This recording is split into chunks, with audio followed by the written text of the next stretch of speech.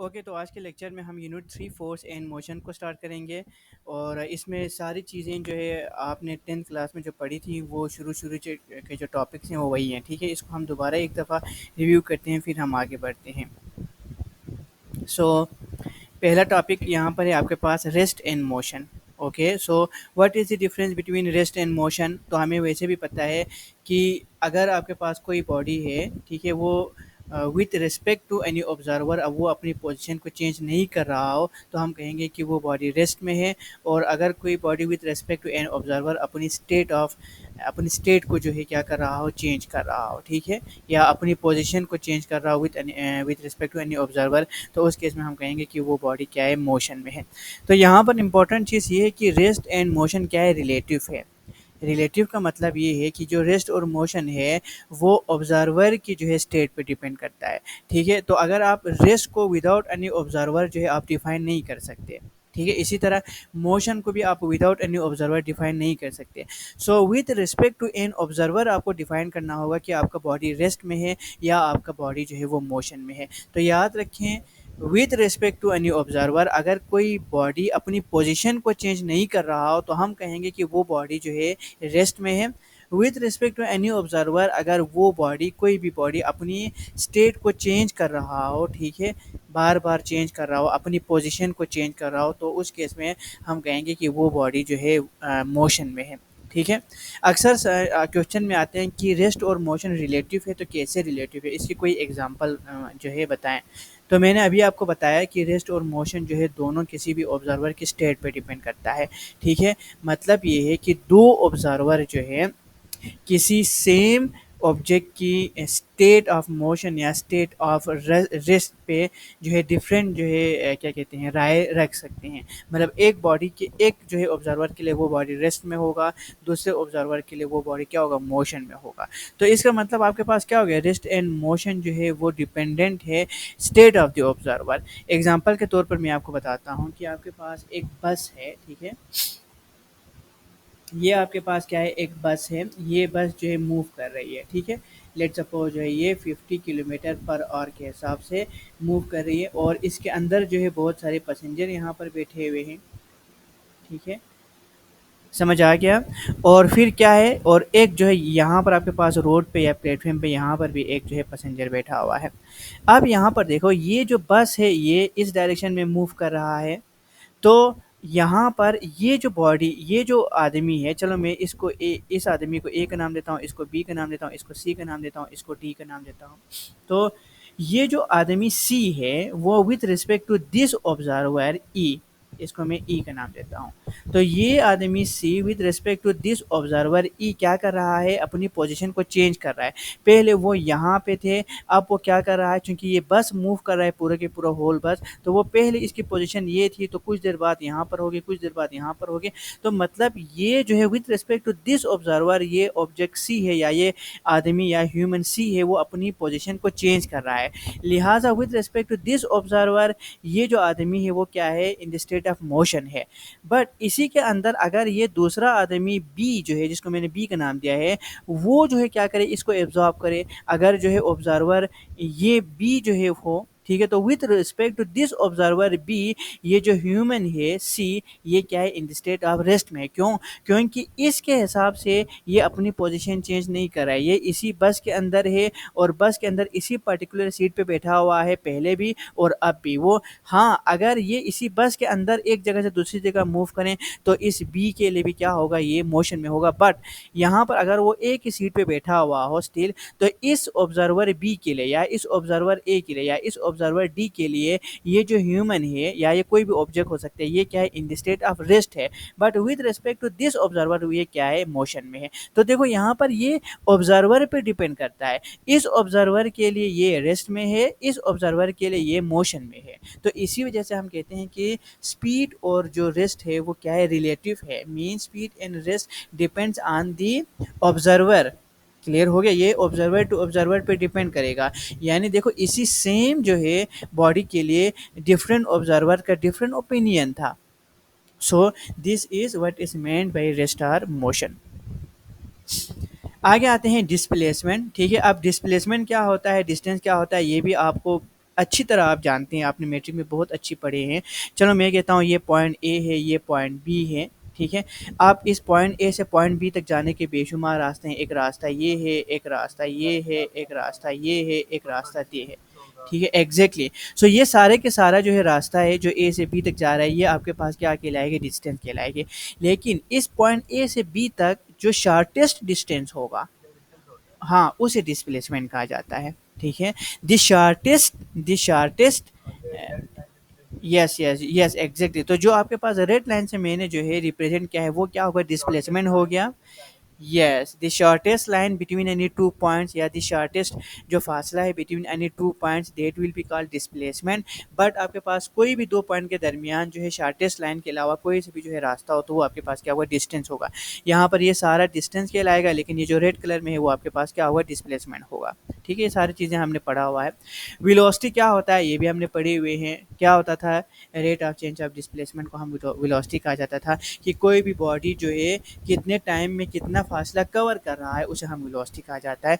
और फार्मूला यहाँ पर लिखा हुआ है v is equal to del S divide by del T, ठीक है।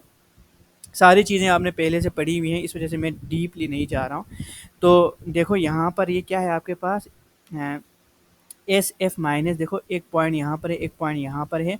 तो ये आपके पास क्या है, उसका इनिशियल था, ये इसके पास फाइनल पॉइंट था। सो इसकी वेलोसिटी क्या है, अगर आपने वेलोसिटी फाइंड करना है, so this final distance minus initial distance divide by this final time T F minus initial time होगा, ठीक है। तो इसको मैं डेल एस, डेल का मतलब change in the distance, divide by del T, और यहाँ पर चेंज इन टाइम। सो यहाँ पर del S divide by del T will give you the velocity. और वेलोसिटी हमें पता है वेक्टर क्वांटिटी है, ठीक है। इसकी मैग्नीट्यूड के साथ साथ इसकी डायरेक्शन भी होती है, लिहाजा ये क्या होगा, वेक्टर क्वांटिटी होगा। और इसी वजह से देखो इसके ऊपर क्या क्या है, एरो का जो है साइम्बोल डाला हुआ है, और इसकी यूनिट मीटर पर सेकंड होगा। क्यों, क्योंकि डिस्टेंस का मीटर है, डिवाइड बाय टाइम का सेकंड है, तो मीटर पर सेकंड इसका एसआई यूनिट होगा। आगे आते हैं एवरेज वेलोसिटी पे। यस, अभी यस, एवरेज वेलोसिटी क्या होता है, average velocity is the total displacement divide by total time होती है, ठीक है।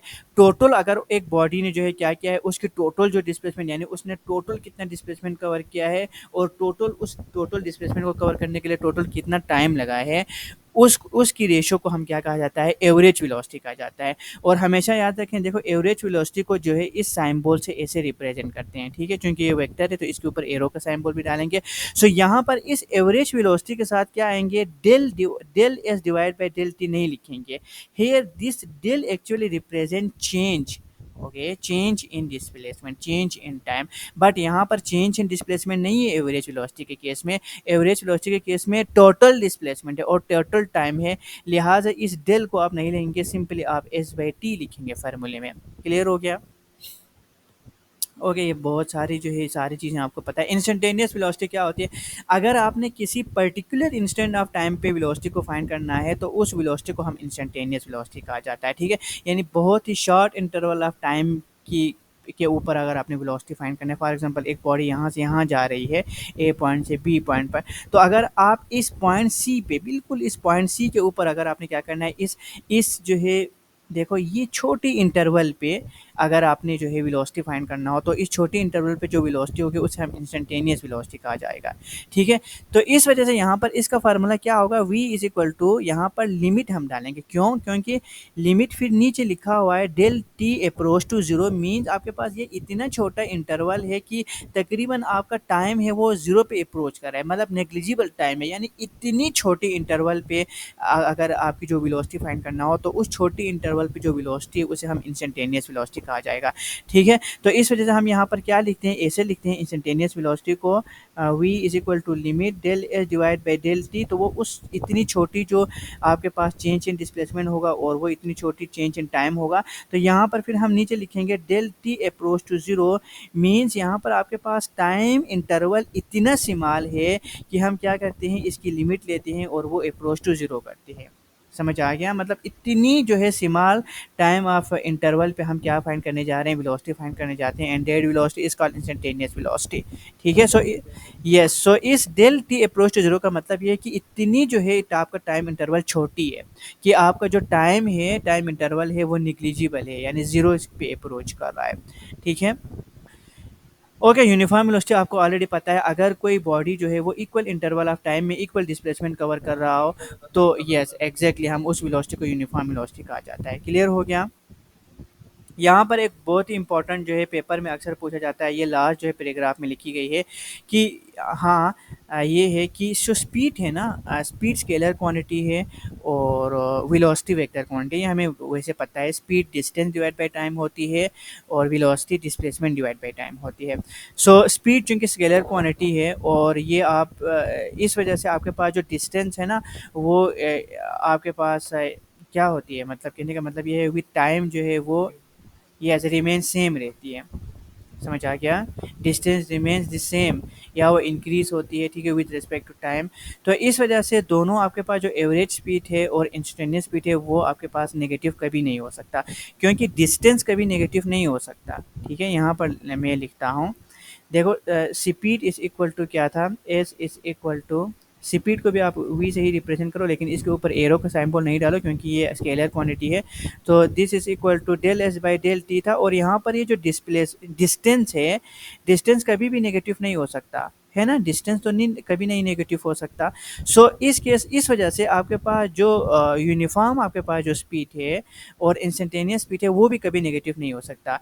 जबकि दूसरी तरफ जो वेलोसिटी है ना वो वेक्टर क्वांटिटी है। ठीक है, हमें पता है कि वेलोसिटी वेक्टर क्वांटिटी है। देखो ये वेलोसिटी है del S by del T, तो ये वेक्टर क्वांटिटी, इस वजह से ये नेगेटिव भी हो सकती है। नेगेटिव का मतलब ये है कि यहाँ पर जो डिस्प्लेसमेंट है उसकी मैग्नीट्यूड तो नेगेटिव नहीं होगा, लेकिन इसकी डायरेक्शन रिवर्स हो सकती है। सो इस केस में हम कहेंगे कि स्पीड के केस में आपके पास एवरेज और इंस्टेंटेनियस जो स्पीड है वो नेगेटिव नहीं हो सकता, जबकि वेलोसिटी के केस में जो इंस्टेंटेनियस वेलोसिटी और जो एवरेज वेलोसिटी है वो नेगेटिव हो सकती है। सो इसका आंसर यही है, चूंकि वेलोसिटी वेक्टर क्वांटिटी है, ठीक है, स्पीड क्या है, स्केलर क्वांटिटी है। दोनों का फार्मूला सेम है, बट सिर्फ डिफरेंट यही है, वी के ऊपर आपने एरो का साइन लगाया, ये वेलोसिटी है, और यहाँ पर वी के ऊपर एरो का साइन नहीं लगाया क्योंकि ये आपके पास क्या है, स्केलर है, ये वेक्टर था, ये स्केलर है। ठीक है, तो इस वजह से, तो चूंकि ये तो डिस्टेंस है, तो डिस्टेंस कभी नेगेटिव नहीं हो सकता, लेकिन ये डिस्प्लेसमेंट है तो डिस्प्लेसमेंट नेगेटिव हो भी सकती है। ठीक है, रिवर्स डायरेक्शन इसकी हो सकती है, लिहाजा ये आपके पास क्या हो सकती है, एवरेज वेलोसिटी और यूनिफॉर्म वेलोसिटी नेगेटिव भी हो सकती है। This is very very important, short question में अक्सर पूछा जाता है और ये आपका लास्ट पैराग्राफ में लिखी गई है, आप खुद बाद में इसको इजीली पढ़ सकते हैं। एक्सेलरेशन है, ये भी हमने डिटेल से पढ़े हुए थे मैम, फर्स्ट पता नहीं मैट्रिक में पढ़े हुए थे ना, 9th में या 10th में। तो rate of change of velocity को हम एक्सेलरेशन कहा जाता था। अब क्या होता है डिटेल्स में नहीं जाऊंगा, सिंपली वेलोसिटी की चेंज जिसको हम क्या कहा जाता है, एक्सेलरेशन कहा जाता है। अगर किसी बॉडी के अंदर वेलोसिटी चेंज हो रहा हो तो इसका मतलब एक्सेलरेशन वहाँ पे क्या हो रहा है, प्रोड्यूस हो रहा है। ठीक है, वेलोसिटी चेंज होने का मतलब वेलोस, जी जी, क्या कह रहे हैं?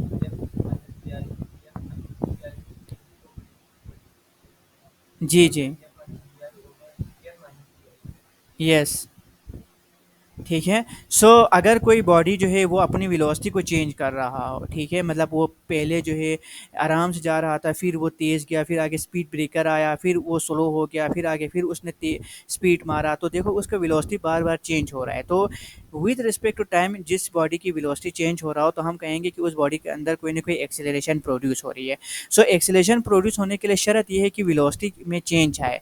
लेकिन अगर कोई बॉडी मूव मूव भी कर रहा हो बट स्टिल उसकी एक्सेलरेशन भी ज़ीरो हो, तो ये भी पॉसिबल है। इस वजह से पॉसिबल है अगर वो बॉडी एक यूनिफॉर्म वेलोसिटी के साथ मूव कर रही हो, मोटरवे पे उसकी स्पीड जो है बिल्कुल यूनिफॉर्म हो, जैसे कि 40 किलोमीटर पर आवर के हिसाब से वो मूव कर रहा हो, तो देखो ना उसकी स्पीड रिड्यूस हो रहा है ना उसकी स्पीड इन्हांस हो रही है। तो इस वजह से उस केस में कोई उसकी जो वेलोसिटी है वो फिक्स है, वो कांस्टेंट है, 40 किलोमीटर पर आवर है। तो उस केस में भी क्या होगा, जब तक उसकी जो वेलोसिटी कांस्टेंट होगी, वेलोसिटी में चेंज नहीं होगी, तब तक उसकी एक्सेलरेशन भी ज़ीरो रहेगी। ठीक है, एग्जैक्टली। सो यहाँ पर इसका फार्मूला लिखा है V F minus V I divide by T F minus T I. So देखो del V by del T लिखा है, and we also know that acceleration is a vector quantity. So acceleration because acceleration has direction as well as magnitude, और acceleration की direction वही होगी जो velocity की direction होगी। क्लियर हो गया? यानी जिस डायरेक्शन में आपका वेलोसिटी चेंज हो रहा होगा उसी डायरेक्शन में आपके पास क्या होगा, एक्सेलरेशन भी होगा। This is very very important. और एक्सेलरेशन का यूनिट क्या होगा, वेलोसिटी का यूनिट था मीटर पर सेकंड था, और टाइम का अपना सेकंड है, ठीक है। So metre divide by second square, so आपके पास मीटर पर second square is the SI unit of acceleration. Okay, बिल्कुल इसी तरह एवरेज एक्सेलरेशन, जिस तरह हमने एवरेज वेलोसिटी पढ़ा, इसी तरह एवरेज वेलोसिटी है। तो जो टोटल आपके पास वेलोसिटी डिवाइड पे जो टोटल टाइम होगा वो क्या होगा, एवरेज एक्सेलरेशन होगा, ठीक है। जिस तरह हमने एवरेज वेलोसिटी पढ़ा था ना, total displacement divide by time, total time. So same like they total velocity divide by total time आपको क्या देगा, एवरेज वेलोसिटी देगा। तो देखो एवरेज का सिंबल यहाँ पर डाला हुआ है, ये जो दो ब्रैकेट है इस तरह का, ये एवरेज को रिप्रेजेंट करता है, ठीक है। सो यहाँ पर अगेन डेल नहीं आएगा, क्योंकि डेल का मतलब चेंज होता है, क्योंकि ये चेंज नहीं है, ये टोटल है। बिल्कुल इसी तरह अगर आप किसी पर्टिकुलर इंस्टेंट ऑफ टाइम पे एक्सेलरेशन फाइंड करना चाहते हो, तो उस पर्टिकुलर इंस्टेंट ऑफ टाइम पे जो एक्सेलरेशन होगा, उस एक्सेलरेशन को हम इंस्टेंटेनियस एक्सेलरेशन कहा जाता है, ठीक है। जिस तरह इंस्टेंटेनियस वेलोसिटी होता था। तो अगेन यहाँ पर भी क्या होगा, चूंकि इंस्टेंटेनियस है, तो यहाँ पर भी जो फार्मूला होगा वो क्या होगा, फार्मूला में हम यहाँ पर limit del T approach to zero यहाँ पर लिखेंगे, और ये यहाँ पर del V by del T होगा, ठीक है। Again this del T approach to zero means वही है कि आपका जो टाइम इंटरवल है वो इतना छोटा है कि वो जीरो को अप्रोच कर रहा है। तो देखो जीरो का मतलब वो बिल्कुल जीरो है, आपका टाइम जीरो का मतलब है कि आपका टाइम गुजरा ही नहीं है। 0.1 भी मतलब 0.1 0.21 सेकंड 2 सेकंड है ना, तो देखो मतलब इतनी छोटी टाइम है कि वो जीरो को अप्रोच कर रहा है। तो उस स्मॉल इंटरवल ऑफ टाइम पे जो एक्सेलरेशन होगी उसे हम इंस्टेंटेनियस एक्सेलरेशन कहा जाता है। Okay, here this is uniform and variable acceleration. ये भी आपको पता है कि अगर किसी भी बॉडी की वेलोसिटी है वो इक्वल उसकी जो वेलोसिटी है वो इक्वल अमाउंट के साथ चेंज हो रही हो, इक्वल इंटरवल ऑफ टाइम के साथ, ठीक है, तो उसे हम यूनिफॉर्म एक्सेलरेशन कहा जाता है, ठीक है। जबकि अगर वो डिफरेंट टाइम ऑफ इंटरवल में डिफरेंट जो है अमाउंट ऑफ वेलोसिटी चेंजेस हो रहा हो, तो उस केस में हम जो है वेरिएबल एक्सेलरेशन कहा जाता है। अब यहाँ पर जो डी एक्सेलरेशन या रिटार्डेशन का जो कॉन्सेप्ट है वो मैंने आपको समझाया हुआ है पहले से ही, जल्दी से मैं आपको बताता हूँ यहाँ पर। देखो एग्जैक्टली बिल्कुल ये गाड़ी है, ये आपके पास क्या था, रेस्ट में है, तो इसका मतलब ये इसकी स्पीड है वो 0 किलोमीटर पर आवर है। अब देखो ये गाड़ी जो है चलना शुरू हो गया, तो इसकी स्पीड इंक्रीज होके ये 5 किलोमीटर पर आवर हुआ, फिर यहाँ पे आके ये 10 किलोमीटर हुआ, यहाँ पर आके 15 हुआ, यहाँ पे आके 20 हुआ, ठीक है। तो देखो यहाँ से यहाँ तक की जो जर्नी थी, तो इसमें इसकी वेलोसिटी इंक्रीज हो रही है, मींस वेलोसिटी चेंज हो रही है, मतलब एक्सेलरेशन प्रोड्यूस हो रही है। तो अगर आपका जो वेलोसिटी इंक्रीज हो रहा हो, उस केस में जो एक्सेलरेशन प्रोड्यूस होती है उसे हम एक्सीलरेशन कहा जाता है, पॉजिटिव, ठीक है, पॉजिटिव एक्सीलरेशन कहा जाता है। अगर देखो 20 किलोमीटर पर के बाद वो फिर गाड़ी को दोबारा रोकना चाहता है, तो फिर वो ब्रेक अप्लाई करेंगे, तो उसकी वेलोसिटी रिड्यूस होगा, 20 से वो दोबारा 15 पे आएगा, फिर वो 12 पे आएगा, फिर वो 10 पे आएगा, फिर वो 5 पे आएगा, फिर वो 0 पे आएगा, रेस्ट पे होगा। तो देखो इस इंटरवल ऑफ टाइम में भी, इस इंटरवल पे भी आपको वेलोसिटी चेंज हो रही है, 15 था, फिर 12 था, फिर 10 था, लेकिन यहाँ पर वेलोसिटी अब क्या हो रही है, रिड्यूस हो रही है। तो इस केस में जो एक्सेलरेशन प्रोड्यूस होती है उसे हम रिटार्डेशन या डी एक्सेलरेशन कहा जाता है, ठीक है। सो इस केस में एक्सेलरेशन, इस केस में हम इसका नाम जो है डी एक्सेलरेशन से पुकारेंगे या इसे हम रिटार्डेशन कहेंगे। इस केस में फिर क्या होंगे, आपके पास नेगेटिव साइन भी आएंगे, मतलब फिर या, ठीक है, समझ आ गया यहाँ तक। सो एक्सेलरेशन डी एक्सेलरेशन क्या होता है, ये जो है मैंने आपको एक शॉर्ट जो है रिव्यू आपको किया, ये सारी चीज़ें हमने डिस्कस किए हुए हैं, आगे बढ़ते हैं, ठीक है। इनको आपने खुद से एक दफ़ा देखना है, पढ़ना है, ठीक है। ये सारी चीज़ें एक एक लफ्ज़ पढ़ना है, मैं पूछूंगा आपसे। ग्राफिकल एनालिसिस ऑफ मोशन है, ठीक है। सबसे पहले आते हैं displacement time graph. Displacement time graph जो है क्या है, आपके पास एक ग्राफ है जो डिस्प्लेसमेंट और टाइम के वर्सेस है, ठीक है। So displacement time graph actually आपको क्या देता है, डिस्प्लेसमेंट डिवाइड बाई टाइम है इसका मतलब। So T divided by T gives you velocity. Okay, देखो v is equal to T divide by T था, समझ आ गया, समझ आ गया।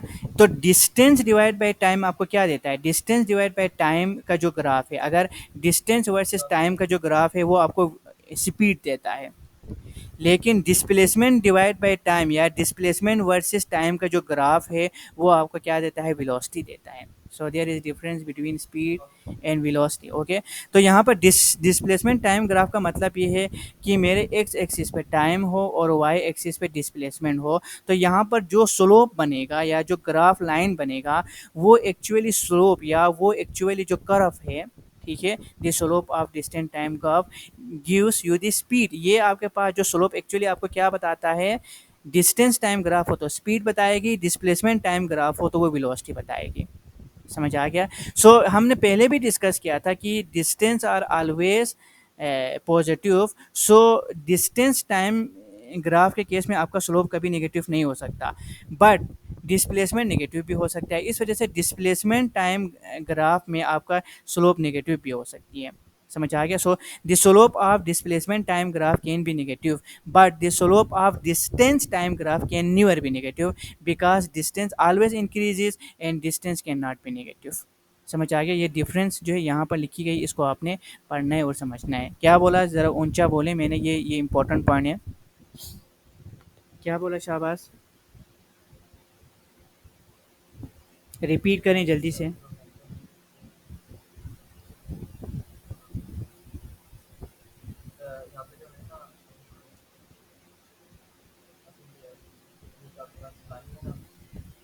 मैंने मैंने जो आखिर में जो बोला है ना वो बोले हैं यार।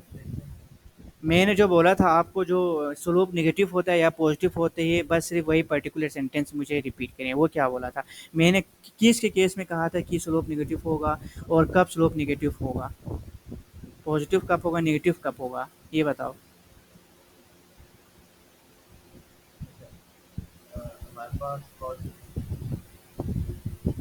हम्म,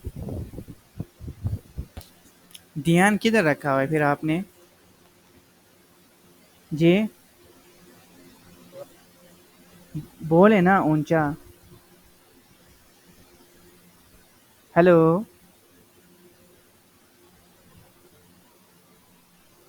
बोले ना यार जल्दी। आवाज़ आ रही है ना मेरी आपको? तो बोलें बोलें, जल्दी बोलें, जो मैंने बोला था वो जल्दी रिपीट करें।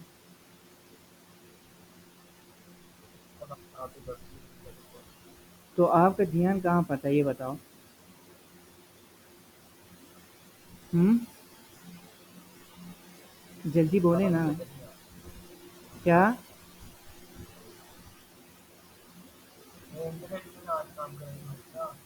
तो बोलें ना, अगर इंटरनेट काम नहीं कर रहा है तो बोलें, या आपको जहाँ पे इंटरप्ट हो रही है तो बोलें सर आवाज़ नहीं आ रही है। तो अभी ये मैं ऐसे ही जो है बकते जा रहा हूँ तो आपको कुछ समझ नहीं आ रहा है तो फ़ायदा ही नहीं हुआ ना। अभी देखो मैं बोलते जा रहा हूँ तो मेरे बोलने का कुछ फ़ायदा ही नहीं हुआ ना, या फ़ायदा हुआ? फ़ायदा नहीं हुआ ना। तो देखो जल्दी से समझें यहाँ पर, ये डिस्टेंस टाइम ग्राफ है। तो ये डिस्टेंस टाइम ग्राफ आपको क्या देता है, ये जो आपके पास स्लोप है, the slope of the curve of distance time graph give you the speed. Okay, क्योंकि हमें पता है speed is equal to distance by time होता था, जबकि आपके पास जो डिस्प्लेसमेंट टाइम ग्राफ है, ठीक है, ये जो डिस्प्लेसमेंट टाइम ग्राफ है ये आपको क्या देता है, वेलोसिटी देता है। यस एग्जैक्टली, तो देखो ये वेलोसिटी देता है। तो देखो मैंने यहाँ पर जो है एरो का साइन डाला है क्योंकि ये वेलोसिटी है, वेक्टर क्वांटिटी। यहाँ पर एरो का साइन नहीं डाला है क्योंकि ये आपके पास स्केलर है, ठीक है।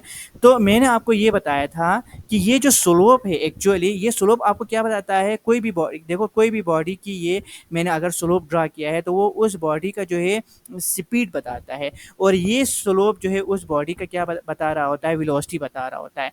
मैंने आपको ये बताया था कि डिस्टेंस जो है वो कभी नेगेटिव नहीं होता है, distance is always positive, distance always increases, so distance हमेशा पॉजिटिव होगा।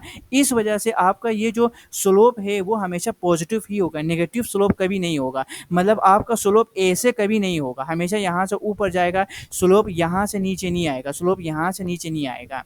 लेकिन इस केस में आपके पास स्लोप नेगेटिव भी हो सकता है, कैसे? क्योंकि डिस्प्लेसमेंट जो है वो नेगेटिव हो सकता है, क्योंकि डिस्प्लेसमेंट वेक्टर क्वांटिटी है। मतलब कोई भी डिस्प्लेसमेंट जो है, अगर आपको बताऊँ कि वो रिवर्स डायरेक्शन में हो, उसकी डायरेक्शन बिल्कुल चेंज हो, तो उस केस में वो नेगेटिव डिस्प्लेसमेंट होगा। तो इस वजह से, हाँ, तो मैं चलो दोबारा बताता हूँ कि डिस्प्लेसमेंट नेगेटिव हो सकती है, ठीक है, डिस्प्लेसमेंट नेगेटिव हो सकती है। फॉर एग्जांपल देखो एक बॉडी जो है वो रिवर्स जा रहा हो, ठीक है, तो वो नेगेटिव डिस्प्लेसमेंट होगा। तो इस वजह से आपका ये जो डिस्प्लेसमेंट टाइम का जो स्लोप है वो भी नेगेटिव हो सकता है, मतलब आपका स्लोप ऐसे हो सकता है, स्लोप ऐसे बन सकता है। लेकिन इस केस में स्लोप ऐसा नहीं बन सकता, ऐसा नहीं बन सकता, नेगेटिव स्लोप नहीं होगा। इस केस में हमेशा पॉजिटिव स्लोप होगा डिस्टेंस टाइम ग्राफ में, लेकिन डिस्प्लेसमेंट वर्सेस टाइम ग्राफ में पॉजिटिव और नेगेटिव दोनों बन सकता है। सो यही चीज़ मैं आपको पहले समझा रहा था। आप समझ आ गया? आप समझ आ गया ना? जी। यार अब समझ आया या नहीं आया बताओ जल्दी। आज जो है ना आपका फिर इंटरनेट जो है वो मसला कर रहा है, तो इसको फिक्स कर दें, ठीक है। तो मुझे नहीं पता मेरी आवाज़ आपको आ रही है या नहीं आ रही है, लेकिन मैं आगे बढ़ूंगा, इसको खुद से पढ़ना है, ठीक है। नेक्स्ट क्लास में मैंने ये सारी चीज़ें आपसे पूछना है, अभी मैं आगे बढ़ता हूँ। सो ये सारी चीज़ें इधर लिखा हुआ है, इसको पढ़ें। तो अब देखो यहाँ पर ये सारी चीज़ें मैं व्हाइट बोर्ड पे नहीं बना रहा हूँ, क्योंकि ये सारी चीज़ें आपको पहले से आती हैं। तो यहाँ पर डिस्प्लेसमेंट टाइम ग्राफ को जो है यहाँ पर एलोबरेट किया हुआ है, यस पहले से बनी हुई एलोबरेट किया हुआ है। सबसे पहले ग्राफ पे आते हैं। सो देखो एक्स एक्सिस पे टाइम है और वाई एक्सिस पे डिस्प्लेसमेंट है। तो ये डिस्प्लेसमेंट वर्सेस टाइम ग्राफ है। तो ये जो आपके पास स्लोप है ग्रीन कलर में, ये एक्चुअली किसी भी बॉडी का या उस बॉडी का क्या बता रहा है, वेलोसिटी बता रहा है।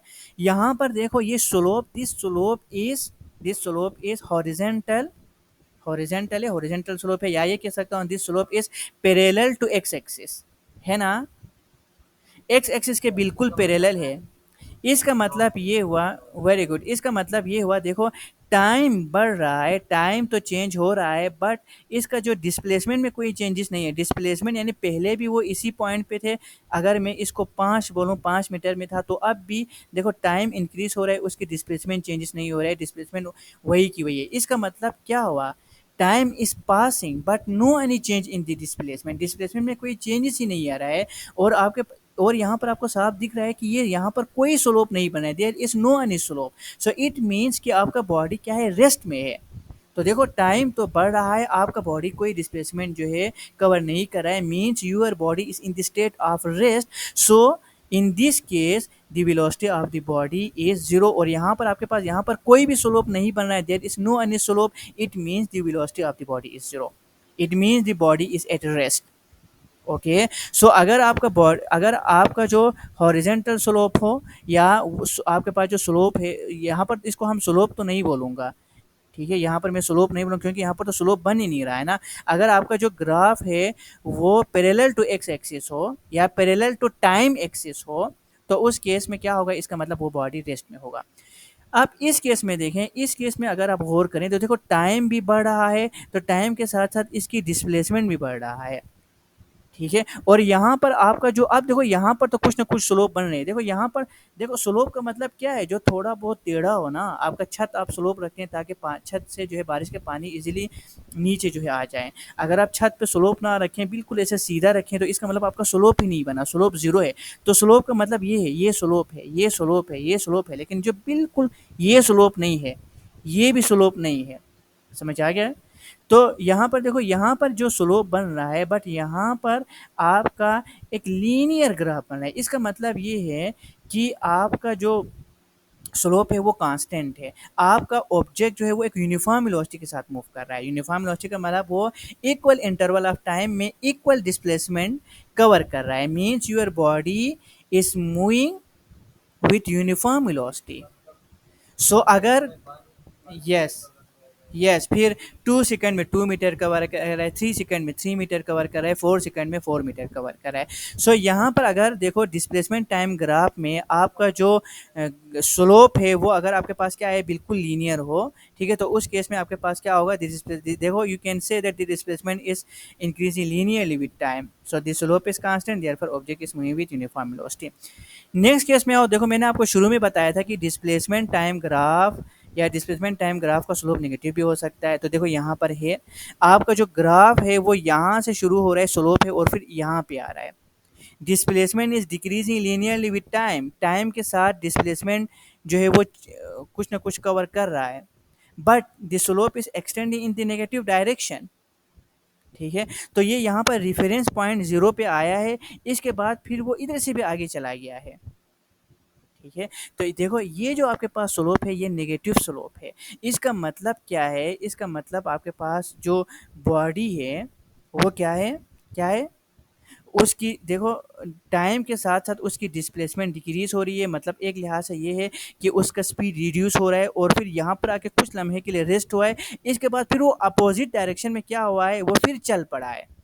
अपोज़िट डायरेक्शन में उसकी स्पीड फिर इंक्रीज़ हुआ है। तो यहाँ से यहाँ तक का जो पोर्शन है वो डी-एक्सेलरेशन होगा, फिर यहाँ से यहाँ तक का जो पोर्शन है वो फिर एक्सेलरेशन होगा। अब समझ आ गया? क्यों? यहाँ से हाँ, मैं देखो यहाँ से चूँकि उस बॉडी की क्या हो रही है, डिस्प्लेसमेंट जो है वो कम हो रही है। ये 0 इसकी रेफ़रेंस पॉइंट थी। तो देखो यहाँ से यहाँ तक तो उसकी स्पीड रिड्यूस हो रही है, ठीक है? या वो रिवर्स डायरेक्शन में आ रही है, मैं ये कह सकता हूँ, ठीक है? तो उसकी आपके पास क्या होगी, डी-एक्सेलरेशन होगी। फिर वो देखो यहाँ पर रेफरेंस पॉइंट पे वो रुका नहीं है, वो रेफरेंस पॉइंट से भी आगे चला गया है, ठीक है? तो इसका मतलब वो फिर आगे मूव हो गया है, तो इस केस में फिर आप एक्सेलरेशन कह सकते हैं या आप होल इसे जो है डी एक्सेलरेशन की भी कह सकते हैं, क्योंकि ये रिवर्स डायरेक्शन में मूव कर रही है, ठीक है? अब लास्ट जो ग्राफ पे आ जाओ, लास्ट ग्राफ में आपके पास जो यहाँ पर क्या है, जो डिस्प्लेसमेंट टाइम जो कर्व है वो कुछ कर्व आपको नज़र आ रहा है, ठीक है? आपके पास जो स्लोप है वो चेंज हो रहा है। देखो यहाँ पर स्लोप कांस्टेंट नहीं है, ठीक है? Slope is not constant, slope is changing. तो इसका मतलब ये है कि आपका बॉडी जो है वो एक वेरिएबल वेलोसिटी के साथ मूव कर रहा है, ठीक है? आपका बॉडी वेरिएबल वेलोसिटी के साथ मूव कर रहा है। सो ये देखो यहाँ पर डिटेल से जो है ग्राफिकल इंटरप्रिटेशन जो है हमने यहाँ पर पढ़े हैं। सो इस केस में आपका बॉडी रेस्ट में था, इस केस में आपका बॉडी यूनिफॉर्म वेलोसिटी के साथ मूव कर रहा था, इसमें आपके पास क्या था, आपके पास स्लोप जो है वो नेगेटिव डायरेक्शन में एक्सटेंड हो रहे थे, गाड़ी रिवर्स जा रही थी, और इस केस में आपका जो गाड़ी है या कोई भी बॉडी है वो एक वेरिएबल वेलोसिटी के साथ मूव कर रहा था। सो ये बहुत ही इंपॉर्टेंट है, ये पेपर में आपसे पूछा भी जा सकता है या ग्राफिकल इंटरप्रिटेशन आपको डिटेल से जो है लिखने को भी कहेंगे, ठीक है? सो देखो zero velocity, uniform velocity, uniform velocity, variable velocity, ठीक है? सो इन सारी चीज़ों को आपने खुद से भी पढ़ना है, ठीक है? ताकि आपका कंसेप्ट जो है वो क्लियर हो जाए। क्लियर हो गया? ओके। इस पे आ जाओ, यहाँ पर ये पढ़ना आपने खुद है, मैं जल्दी से आपको बता देता हूँ कि कोई एक बॉडी है और ये उस बॉडी का क्या है, डिस्टेंस टाइम ग्राफ है, डिस्टेंस टाइम ग्राफ है, ठीक है? मतलब उस बॉडी का जो स्पीड आपको बताएगा ये ग्राफ, ठीक है? तो देखो पहला वो बॉडी ए से बी पॉइंट पे गया है, फिर बी से सी पे, सी से डी पे, डी से ई पे और ई से एफ पे, और यहाँ पर बाकायदा किया है, यहाँ पर ग्राफ में बताया गया है कि ए से बी तक जाने के लिए उसे कितना टाइम लगा है, देखो 10 सेकंड लगा है, फिर बी से सी तक तो ये भी 10 सेकंड लगा है, फिर सी से डी तक ये भी 10 सेकंड लगा है, और उसने ए से बी तक कितना जो है डिस्टेंस कवर किया है वो भी यहाँ पर इस ग्राफ से आपको पता लग रहा है। तो अगर आप देखना चाहें तो वो उन्होंने ऑलरेडी यहाँ पर देखो इधर टेबल भी बनाया हुआ है और इसी टेबल को उन्होंने यहाँ पर प्लॉट किया हुआ है। तो मैं ज़्यादा डीपली नहीं जाता हूँ, मैं आपको काम की चीज़ सिखाता हूँ। सो देखो ये जो ग्राफ है या ये जो कर्व है ये एक्चुअली क्या बता रहा होता है, ये कोई भी, चलो आप कार समझें तो इस कार की जो है वेलोसिटी को बता रहा होता है, सॉरी वेलोसिटी नहीं, इसकी स्पीड को बता रहा होता है, क्योंकि ये डिस्टेंस बाई टाइम का ग्राफ है, ठीक है? तो अगर आपने जो है इस बॉडी का ए से बी तक, ए से बी तक, चलो मैं यहाँ पर ब्लू कलर से शो करता हूँ, ए से बी तक इसकी स्पीड कितनी थी वो फाइंड करना हो तो कैसे फाइंड करेंगे, और बी से सी तक इसकी स्पीड कितनी थी वो कैसे फाइंड करेंगे। इसी तरह ये जो हर इंटरवल के दरमियान इस कार की स्पीड कितनी रही वो इजीली आप इस जो है ग्राफ से फाइंड कर सकते हैं। दूसरा दूसरा जो है आप इसकी एवरेज जो है स्पीड भी फाइंड कर सकते हैं। समझ आ गया? क्या पूछ रहे थे आप? हेलो, मेरी आवाज़ आ रही है आपको? आवाज़ आ रही है, क्या हुआ? अच्छा, कहाँ तक पहुँचे हुए थे? कहाँ तक आपको मेरी बात समझ आया?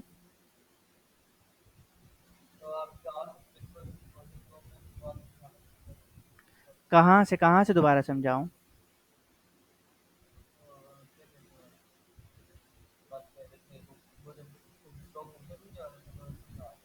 चले मैं दोबारा समझाता हूँ, ये नेट सही करना है यार, मेरे ख्याल से वो वैसे ओवरऑल इशू है, ये नेट चल रहा है ठीक है, लेकिन बट हैंड फ्री, वो मुझे लगता है कि नेट तो सही है लेकिन हैंड फ्री का मसला होगा आपका, फिर वही पुराना हैंड फ्री तो नहीं यूज़ कर रहे हो आप?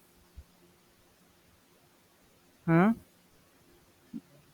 जी, सही वाले हैंड फ्री यूज़ कर रहे हो ना? चलें देखो, अभी देखो इस बॉडी का कोई एक कार है, उस कार का ये जो डिस्टेंस टाइम ग्राफ यहाँ पर बनाया है, तो डिस्टेंस टाइम ग्राफ जो है एक्चुअली क्या बताता है, स्पीड बताता है। तो आपने हर इंटरवल में इस बॉडी की स्पीड कितनी है वो फाइंड करना है, यानी ए से बी तक उसकी स्पीड कितनी थी, बी से सी तक उसकी स्पीड कितनी थी, सी से डी तक उसकी स्पीड कितनी है, डी से ई तक उसकी स्पीड कितनी है और ई से एफ तक उसकी स्पीड कितनी है, और टोटल आप इसकी जो एवरेज स्पीड है वो भी आप फाइंड कर सकते हैं। तो कैसे फाइंड करेंगे? तो इसका एक तरीका है, मैं तरीका आपको समझाता हूँ, मैं यहाँ पर ही समझाता हूँ। तो आप क्या करेंगे, इसकी स्लोप फाइंड करेंगे, ठीक है, ग्रेडियंट फाइंड करेंगे। So that gradient will actually give you the speed of that body in that particular interval. So अगर मैं ए से बी तक जो है अगर फाइंड करना हो तो मुझे क्या करना होगा, मुझे इस ए से बी तक का, बी तक पे जो है कोई भी जो है दो पॉइंट्स कंसिडर करना होगा, ठीक है, कोई से भी दो पॉइंट कंसिडर करें, तो चले मैं इन्हीं दो पॉइंट्स को कंसिडर करता हूँ, एक ये पॉइंट और एक ये पॉइंट। फिर मैं इसको रेक्टेंगुलर कंपोनेंट में रिजॉल्व करता हूँ, तो मैं इसको मैं, या मैं सिंपल अल्फाज में कहूँ तो मैं इसको ट्राइंगल बनाऊंगा। तो इसको मैं यहाँ पर ऐसे गिराया, इसको मैं यहाँ पर ऐसे गिराया, ठीक है, समझ आ गया? यहाँ तक समझ आ गया या नहीं समझ आया? ओके। सो फिर क्या होगा, वैसे तो अमूमन क्या आपको क्या करना होता है, आपको एक टेंजेंट लाइन ड्रा करना होता है, ठीक है, चलो वो लंबा चौड़ा नहीं करते हैं, शॉर्टकट मैं आपको बताता हूँ। तो ये करना है, फिर आपके पास क्या होगा, आपने करना है, आपका जो स्लोप है उसका फार्मूला है, या ग्रेडियंट का जो फार्मूला है, और एक्चुअली ग्रेडियंट या स्लोप आपको यहाँ पर क्या बता रहा होता है, इस बॉडी की स्पीड बता देता है। तो ये this is equal to vertical change divide by horizontal change होगा। तो मैं वी सी लिखता हूँ डिवाइडेड बाई एच सी लिखता हूँ। सो बताओ वर्टिकल चेंज कितनी है, तो इसमें से ये सब्ट्रैक्ट करो, तो ये जो है ये वाला पॉइंट बन रहा है और ये वाला बन रहा है, तो ये दिस माइनस दिस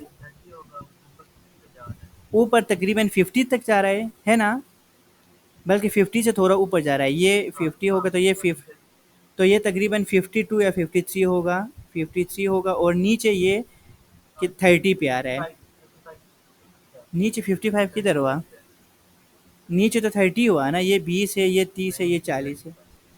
तो वर्टिकल चेंज कितना हुआ, वेरी गुड, वर्टिकल चेंज कितना हुआ, तो 53 माइनस 30 हुआ, डिवाइड बाय हॉरिजेंटल चेंज कितना हुआ, तो ये 20 है, ये 10 है, तो 20 नफी 10 हुआ, 20 नफी 10 हुआ। तो 53 माइनस 53 माइनस ये कितना होगा, ये 7, और 17 डिवाइडेड बाई 10 होगा। तो 17 डिवाइड बाई 10 कितना होगा, ये तकरीबन 10 वन जो 10.10 7 जो 1.7 जो है मीटर पर सेकंड जो है इस बॉडी की वेलोसिटी होगी during this interval A B. तो देखो इन दोनों इंटरवल के दरमियान आप ऐसे जो है फाइंड कर सकते हैं इसकी, जे ये एवरेज वेलोसिटी नहीं है, ये तो इस इंटरवल के दरमियान एवरेज वेलोसिटी अगर आपको फाइंड करना है ना, तो आपको क्या करना होगा, इसका जो इनिशियल है और उसका जो फाइनल पॉइंट है, उन दोनों के बीच जो है आपको क्या करना होगा, स्लोप फाइंड करना होगा, यानी ए से एफ तक। जी जी, क्या कह रहे हैं, सही तरह पूछो। जी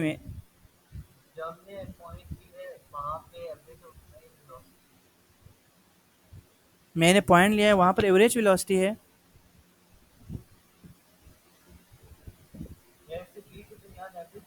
yes yes yes yes exactly, very good, बिल्कुल सही है, ठीक है। इस ए से बी तक के दरमियान आपके पास जो एवरेज वेलोसिटी है वो होगी, ठीक है। बिल्कुल इसी तरह बी से सी तक के दरमियान जो एवरेज वेलोसिटी होगी वो भी आप इसी तरह फाइंड कर सकते हैं। इसी तरह सी से डी तक के दरमियान जो एवरेज वेलोसिटी होगी वो भी आप फाइंड कर सकते हैं। ये सारी चीज़ें यहाँ पर डिटेल से किया हुआ है, ये आप करें, ठीक है। चलो यहाँ पर एक और भी हम करते हैं, फिर हम जाते हैं। तो यहाँ पर हम करते हैं डी से ई तक अगर हमने फाइंड करना हो तो क्या कैसे करेंगे? तो देखो ये यही डी और ई पॉइंट मैं लूँगा, सो डी से ई तक जो एवरेज फाइंड करना हो तो मैं यहाँ से और यहाँ से ऐसे जो है इसको ट्रायंगल ऐसे बनाएंगे, ठीक है? तो अब यहाँ पर इसका वर्टिकल चेंज और हॉरिजॉन्टल, ये वर्टिकल चेंज होगा, ये हॉरिजॉन्टल चेंज होगा, ठीक है? क्यों? क्योंकि अगर मैं ये 90 डिग्री का बन रहा है और ये थीटा कंसीडर करूँ तो ये वर्टिकल चेंज होगा, ये हॉरिजॉन्टल चेंज होगा। तो क्या होगा आपके पास vertical change this point minus this point, तो ये पॉइंट कहाँ पे बन रहा है? तो चलिए मैं इसको यहाँ पे लेके आता हूँ, तो ये तो एग्जैक्टली 40 पे बन रहा है, एग्जैक्ट 40 पे आ रहा है, तो 40 माइनस फिर इस 40 माइनस फिर आगे, अच्छा अच्छा वेरी गुड, माइनस 40 फिर माइनस,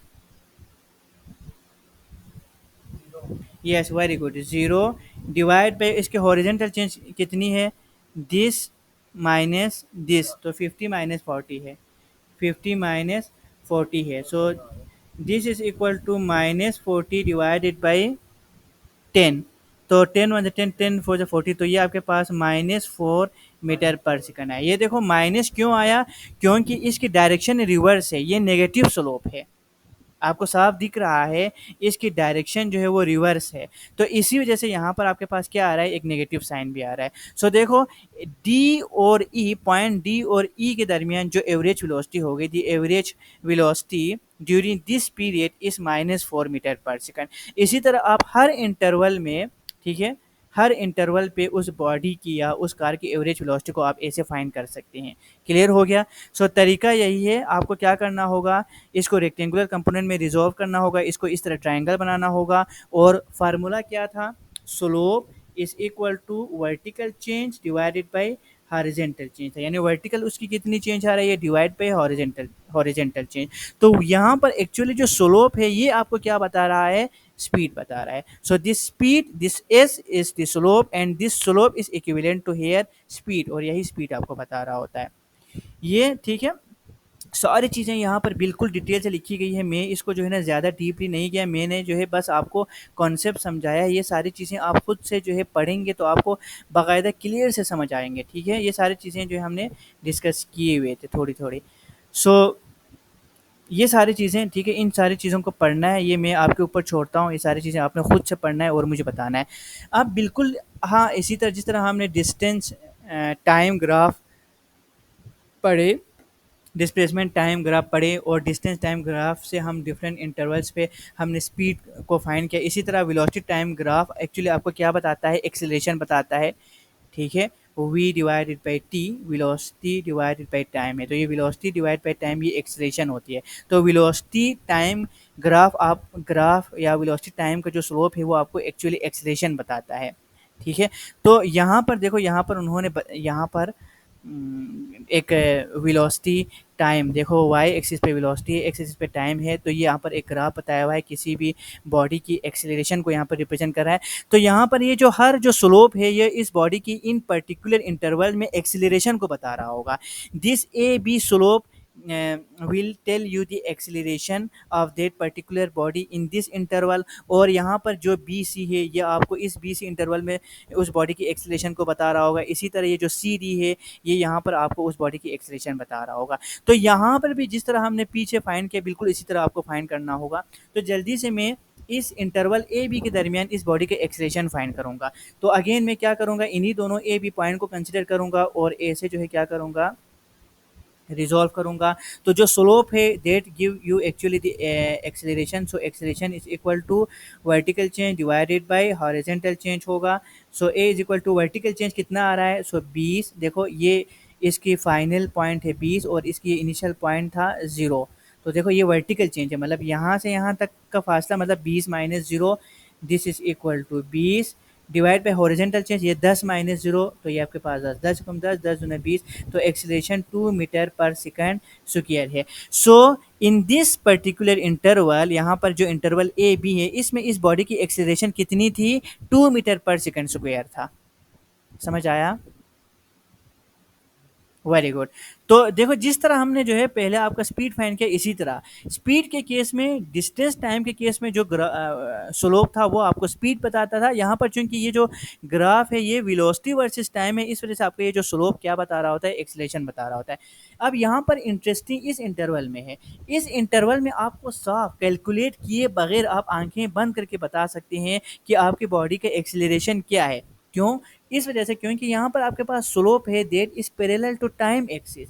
आपका स्लोप बिल्कुल हॉरिजेंटल है, आपका स्लोप एक्स एक्सिस के साथ पैरेलल है, मींस इन दिस इंटरवल आपका बॉडी की एक्सीलरेशन क्या है, जीरो है। आपका बॉडी क्या है, रेस्ट में है।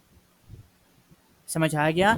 तो आप यहाँ पर कह सकते हैं कि चूंकि इस केस में there is no any slope in this particular interval B C, there is no any slope, so it means that the body है zero acceleration. Zero acceleration means the body is in the state of rest. क्यों? क्योंकि यहाँ पर time change हो रहा है but velocity में कोई चेंजेस नहीं आ रहा है। ठीक है, यहाँ तक मेरी बात समझ आ गया? यहाँ पर बॉडी रेस्ट में भी हो सकता है, बल्कि यहाँ पर जो है ना ये भी मैं कह सकता हूँ कि हाँ इसकी जो वेलोसिटी में चेंजेस नहीं हो रही है, इसका मतलब बॉडी रेस्ट में भी हो सकता है, या वो आपका बॉस जो बॉडी है वो उसकी जो डिस्टेंस बाय टाइम है, आपका जो वेलोसिटी है वो क्या है, यूनिफॉर्म है। यूनिफॉर्म कह सकते हैं हम इसमें। बी से सी जो है ना वो यूनिफॉर्म जो है वेलोसिटी के साथ मूव कर रही है, मतलब उसकी वेलोसिटी चेंज नहीं हो रही है, मतलब एक्सीलरेशन जीरो है। समझ आ गया? यस। ओके, यहाँ पर बॉडी रेस्ट में नहीं है, ठीक है, मैं आपको दोबारा क्लियर बताता हूँ। बी से सी तक आपका बॉडी जो है वो रेस्ट में नहीं है, वो बॉडी मूव कर रही है, लेकिन यूनिफॉर्म वेलोसिटी यानी 20 मीटर पर सेकंड के हिसाब से मूव कर रही है।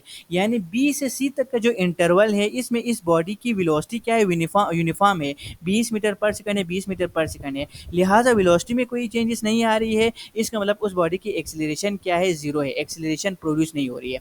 तो यहाँ पर बॉडी रेस्ट में नहीं है, बी से सी तक का जो इंटरवल में बॉडी यूनिफॉर्म वेलोसिटी के साथ मूव कर रही है। बिल्कुल इसी तरह आप सी से डी तक का जो आपके पास इंटरवल है, यहाँ पर भी आप क्या फाइंड सकते हैं, इस इंटरवल में भी इस बॉडी की एक्सेशन फाइंड कर सकते हैं। सो अगेन मैं इस पॉइंट सी और पॉइंट डी को लेता हूँ और इसको रेक्टेंगुलर कंपोनेंट में रिजोल्व करता हूँ, ऐसे ट्राइंगल बनाता हूँ, ऐसे देखो। ठीक है, सो यहाँ पर इस केस में acceleration is equal to vertical change, so 20 minus 0, यही होगा ना, 20, हॉरिजेंटल चेंज 30, आपके पास हॉरिजेंटल चेंज क्या होगा, यस 30 माइनस 20 होगा,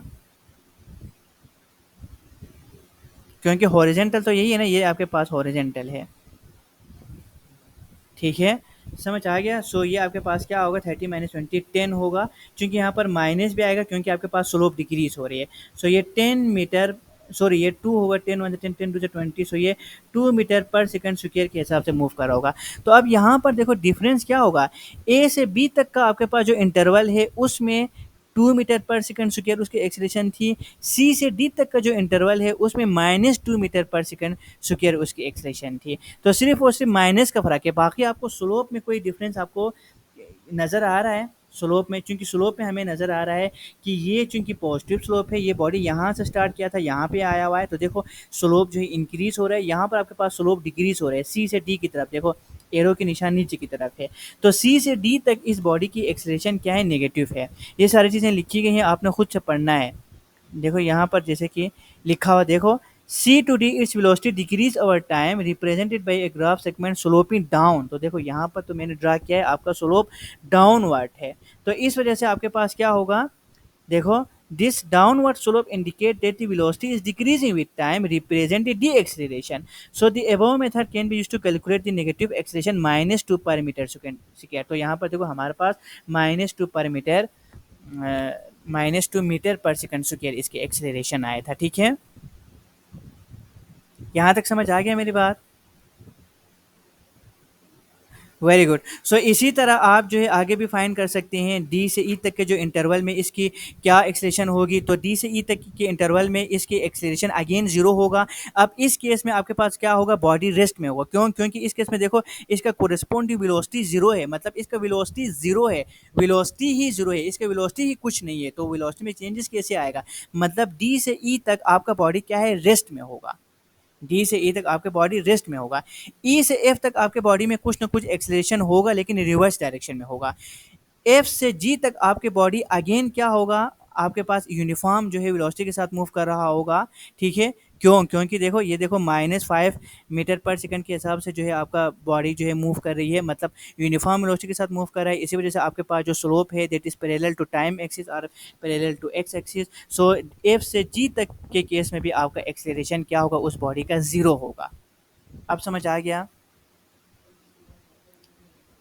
समझ आ गया?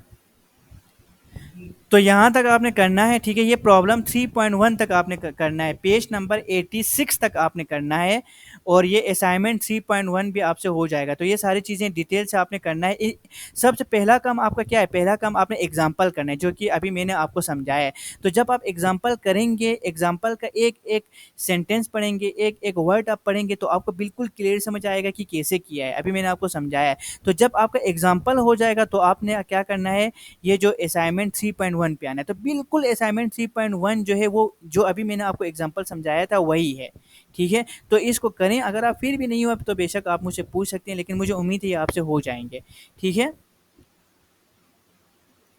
तो एवरेज एक्सीलरेशन के लिए आपको क्या करना होगा, पूरा की पूरा एवरेज एक्सीलरेशन फाइंड करना है ना। तो इसकी इनिशियल पॉइंट से फाइनल पॉइंट तक का जो स्लोप फाइंड करना होगा। तो देखो इनिशियल से फाइनल पॉइंट का स्लोप ये है, तो इसका फिर ये वर्टिकल कंपोनेंट होगा, ये हॉरिजॉन्टल कंपोनेंट होगा। तो vertical component divide by horizontal जो है कंपोनेंट करो, तो आपको क्या आएगा, इस होल जो है जर्नी का एवरेज एक्सीलरेशन आ जाएगा। ठीक है, तो ये इसको करें। बाकी इंशाल्लाह हम नेक्स्ट क्लास में मिलते हैं। अभी हमारा टाइम जो है एंड हो गया है, पूरे 8 हमारा हो गया है। बाकी इंशाल्लाह ये काम आपने लाजमी करना है, पूरा करना है। ठीक है, इंशाल्लाह हम कल की क्लास में मिलते हैं।